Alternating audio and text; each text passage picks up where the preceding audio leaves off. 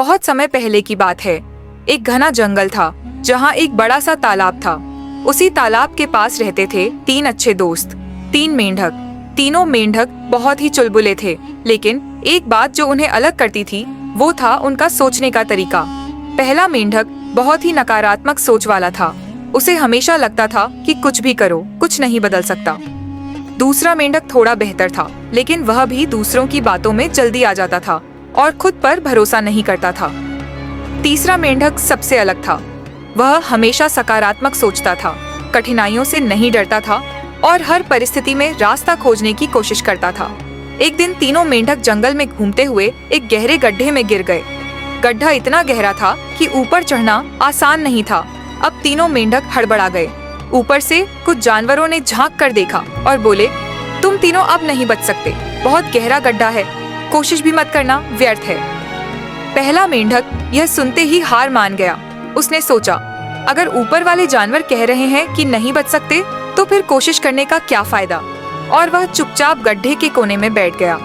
दूसरा मेंढक पहले तो कूदता रहा, लेकिन जब उसने भी सुना कि कोई उम्मीद नहीं है तो उसने भी प्रयास छोड़ दिया।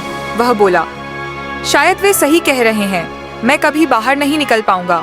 लेकिन तीसरा मेंढक लगातार कूदता रहा। वह बार बार गिरता, फिर उठता, फिर कूदता।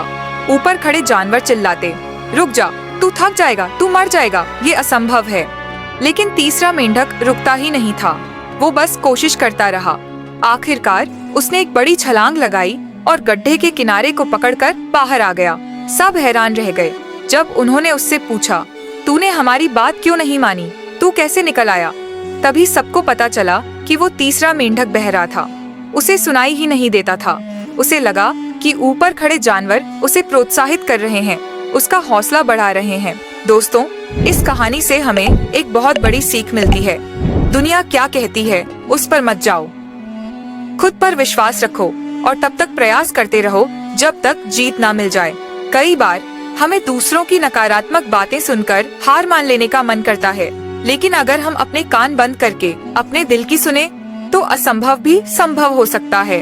तो दोस्तों, आज से एक बात याद रखिए, जो खुद पर विश्वास करता है वही गड्ढे से बाहर निकलता है।